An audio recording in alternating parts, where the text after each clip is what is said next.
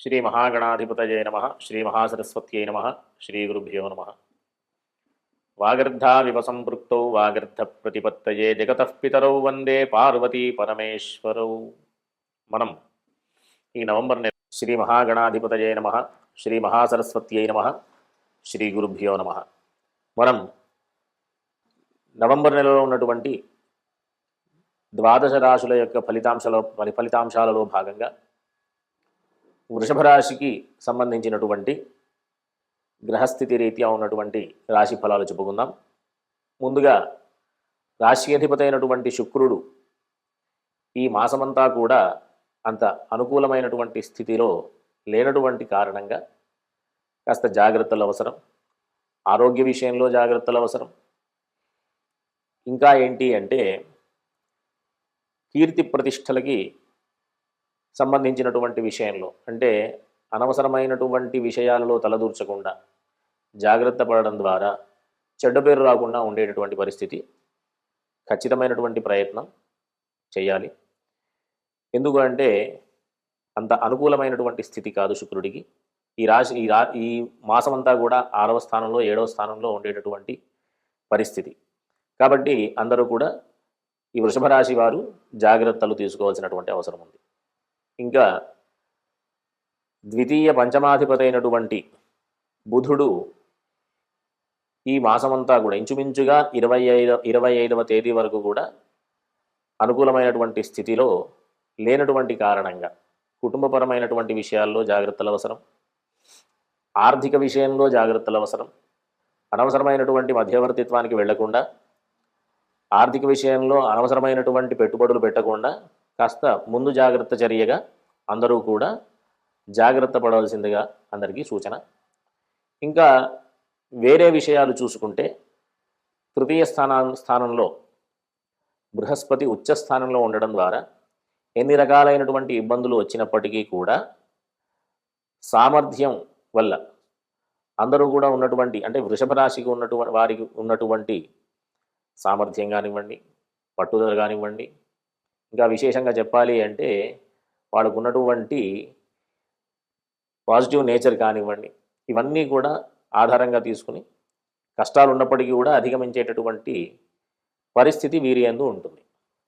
కాబట్టి అందరూ కూడా ఇంకా ఏంటి అంటే ఈ మాసంలో రవి యొక్క సంచారం 17వ తేదీ వరకు కూడా అంటే 16వ తేదీ వరకు అనుకూలమైనటువంటి స్థితి ఉంది. కాబట్టి ఎవరైనా భూమి విషయంలో కానీ ఇంటి విషయంలో కానీ ఏదైనా పనులు ప్రారంభం చేసినప్పుడు అనుకూలమైనటువంటి ఫలితాలు ఈ 16వ తేదీ లోపు ఏదైనా నిర్ణయం తీసుకుంటే మంచి ఫలితాలు వచ్చేటటువంటి అవకాశం ఉంటుంది.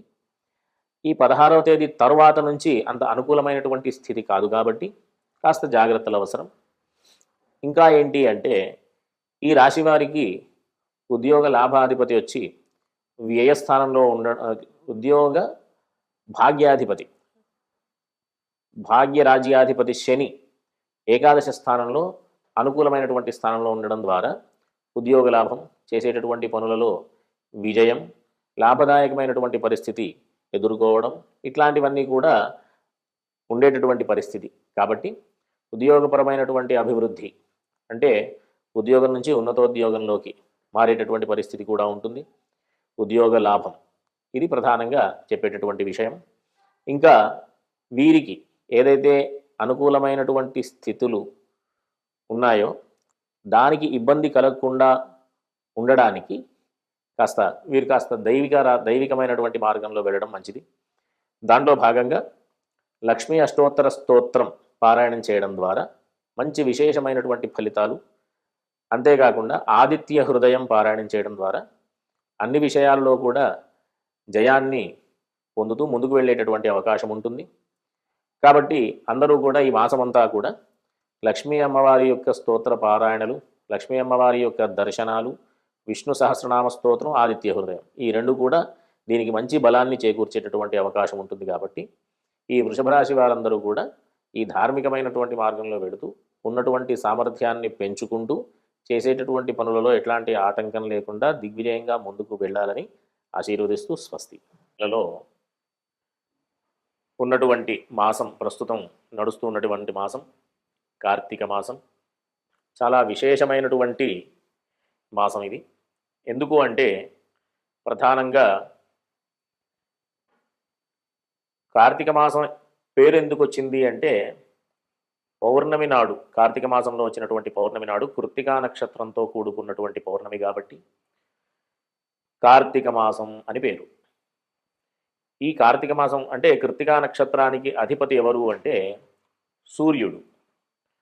ఈ సూర్యుడు ఈ కృత్తికా నక్షత్రానికి అధిపతి కాబట్టి ఈ కార్తీక మాసంలో ఉన్నటువంటి ఏ విశేషమైనటువంటి పూజాది కార్యక్రమాలైనప్పటికీ, ఎట్లాంటి సూర్యారాధనలు కానీ, ఎట్లాంటి ఈశ్వరారాధనలు కానీ, ఆ ఆరాధనలు చేయడం ద్వారా శరీరం చక్కగా ఎట్లా అంటే అనారోగ్యాల నుండి బయటపడి ఆరోగ్యంగా ఉండడానికి కావలసినటువంటి స్థితి మనం పొందేటటువంటి అవకాశం ఈ కార్తీక మాసంలో. మనం సత్యనారాయణ వ్రతంలో వింటూ ఉంటాం. మాఘమాసంలో కానీ, మాధవ మాసంలో కానీ, కార్తీక మాసంలో కానీ విష్ణు ఆరాధన అంటే సత్యనారాయణ వ్రతం చేయడం చాలా విశేషమైనటువంటి ఫలితాన్ని ఇస్తుంది అని. దాంట్లో భాగంగా కార్తీక మాసంలో చేయడం ఎందుకు అంటే అనారోగ్య బాధలు తొలగి చక్కటి ఆరోగ్యాన్ని పొందుతూ మంచి విశేషమైనటువంటి ఆహ్లాదంగా ఉంటూ ధార్మికమైనటువంటి మార్గంలో నడిచేటటువంటి చక్కటి శరీర స్థితిని పొందేటటువంటి ప్రయత్నమే ఈ మాసంలో విష్ణు ఆరాధన చేయడం. ఇదొకటైతే ఈ కార్తీక మాసం అనగానే మనం ప్రధానంగా ఏం చూస్తూ ఉంటాము అంటే ఈశ్వర సంబంధమైనటువంటి ఆలయాల్లో అన్నిట్లలో కూడా విశేషమైనటువంటి ఉత్సవాలన్నీ కూడా మనం చూస్తూ ఉంటాం. అంతేకాకుండా ప్రతి సోమవారం ఈశ్వరారాధనలు, అభిషేకాదులు చేయడం, ప్రతి అంటే ఏకాదశి, శుక్లపక్ష ఏకాదశికి, కృష్ణపక్ష ఏకాదశికి కూడా ఈశ్వరారాధన చేయడం, విష్ణు ఆరాధన చేయడం, కార్తీక దామోదర ప్రీతి అర్థం అని చెప్పి విష్ణువు యొక్క స్వరూపంగా అన్నదానాది విశేషమైన కార్యక్రమాలన్నీ కూడా చేయడం, దానాలన్నీ కూడా చేయడం. అంతేకాకుండా ఈ మాసంలో ఉండేటటువంటి మాస శివరాత్రి రోజు అంటే అమావాస్యకి ముందు రోజు వచ్చేటటువంటి రోజుని మాస శివరాత్రి పర్వదినంగా భావించి ఆ రోజు ఈశ్వర సంబంధమైనటువంటి విశేషమైనటువంటి పూజాది కార్యక్రమాలన్నీ కూడా చేయడం, దీపారాధనలు చేయడం, దీపస్వరూపంగా ఉన్నటువంటి ఈశ్వరుణ్ణి ఆరాధన చేయడం, మహాదీపార్చన, సహస్ర దీపార్చన అనే విశేషమైనటువంటి పూజా కార్యక్రమాలు చేయడం, మహాలింగార్చన, సహస్రలింగార్చన అని మొదలైనటువంటి లింగార్చనాదులన్నీ కూడా చేయడం చాలా విశేషమైన ఫలితాన్ని పొందుతారు అని చెప్పడం. ప్రధానంగా ఏ ఫలితాన్ని పొందుతాము అంటే మనం ఏ వ్రతం చూసినా, ఏ పూజా కార్యక్రమం చూసినా, ఏ రకమైనటువంటి యజ్ఞయాగాది క్రతువులు ఆచరించినా ఈ ఫలితాలు పొందుతారు అని చెప్పడం. ఉదాహరణకి సత్యనారాయణ వ్రతం చేస్తాం. దానికి సంబంధించినటువంటి విషయంలో చక్కటి సంతానం, వంశాభివృద్ధి, విశేషమైనటువంటి ఫలితాలన్నీ కూడా మనం పొందుతూ ఉంటాం. వరలక్ష్మి వ్రతం చూస్తాం, చక్కటి సౌభాగ్యం, విశేషమైనటువంటి ఫలితాలన్నీ కూడా పొందడం దాని ద్వారా చూస్తూ ఉంటాం. కానీ ఎక్కడా లేనటువంటి అవకాశం ఈశ్వరారాధన ద్వారా ఉంది. ఏ రకంగా అంటే ఈశ్వరారాధన వల్ల పాప పరిహారం అవుతుంది అని మన గ్రంథాల్లో చెప్పబడి ఉంది, చూసాం. పాప పరిహారం ఎందుకు అంటే మనిషికి సహజంగా ఎట్లా అంటే మనం మనిషి జన్మ పొందాము అంటేనే ఒక కర్మ ఫలితమే. అది పుణ్యకర్మ కావచ్చు, పాపకర్మ కావచ్చు, దానికి సంబంధించినటువంటి ఫలితాన్ని పొందేటటువంటి స్థితి.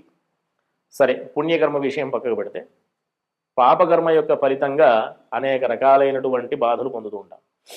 పూర్వజన్మకృతం పాపం వ్యాధి రూపేణ బాధతే తచ్ఛాంతిరోషధైర్దానై జప హోమ సురార్చనై. పూర్వజన్మలు చేసుకున్నటువంటి పాపం వల్ల వ్యాధుల రూపంలో, కష్టాల రూపంలో మనం పొందుతూ ఉంటాం. దానికి సంబంధించినటువంటి పరిహారం ఏంటి అంటే తచ్ఛాంతిరోషధైర్దానై జప హోమ సురార్చనై. ఓషధులు సేవించడం, ఔషధ దానాలు చేయడం, అంతేకాకుండా జపతపాదులు చేయించడం, పూజారి కార్యక్రమాలన్నీ చేయించడం, దేవతారాధనలు చేయించడం ద్వారా ఆ పాప పరిహారం యొక్క ఫలితాన్ని పొందుతాము అంటాం. దాంట్లో విశేషమైన కార్యక్రమం ఏంటంటే ఈశ్వరారాధన. తద్వారా మనం ఈశ్వరారాధన చేయడం ద్వారా పాప పరిహారం గావించి ఉన్నటువంటి సమయాన్ని సద్వినియోగం చేసుకునే శరీరాన్ని పొందేటటువంటి పరిస్థితి ఉంటుందన్నమాట. మనం ఈ జన్మలో ఏది పొందాలన్నా, ప్రతిరోజు 2 మెతుకులు నోట్లోకి వెళ్ళాలన్నా మనం పూర్వం చేసుకున్నటువంటి పుణ్య ఫలితమే. ప్రతిరోజు మనం ఆరోగ్యంగా ఉండాలన్నా, విద్య రావాలన్నా, జ్ఞానం రావాలన్నా, వివాహం కావాలన్నా, విశేషమైనటువంటి సంతానం కలగాలన్నా, వృత్తి ఉద్యోగ వ్యాపారాదులలో మంచి ఫలితాలు రావాలన్నా అన్నిటికీ కారణం పూర్వజన్మలో చేసుకున్నటువంటి పుణ్య ఫలితమే. కాబట్టి అట్లాంటి పూర్వపుణ్యాన్ని పెంచుకునే ప్రయత్నంగా పాపాన్నంతా కూడా పరిహారం చేసుకునేటటువంటి అవకాశం మనం ఈ కార్తీక మాసంలో ఈశ్వరారాధన వల్ల మనం పొందుతుంటాం. కాబట్టి అందరూ కూడా చక్కగా ఈ మాసం అంతా కూడా సద్వినియోగం చేసుకుంటూ, ఏ రకంగా అంటే చక్కగా ఈశ్వరారాధనలు, విష్ణు ఆరాధనలు, సూర్యారాధనలు చేయడం ద్వారా మంచి ఫలితాలని పొందుతూ అందరూ కూడా సుఖంగా ఉంటూ సమాజంలో ఉండే ప్రతి ఒక్క జీవి కూడా ఆరోగ్యంగా, ఆనందంగా, సుఖ సంతోషాలతో ఉంటూ ఉండాలని ఆశీర్వచనం. స్వస్తి.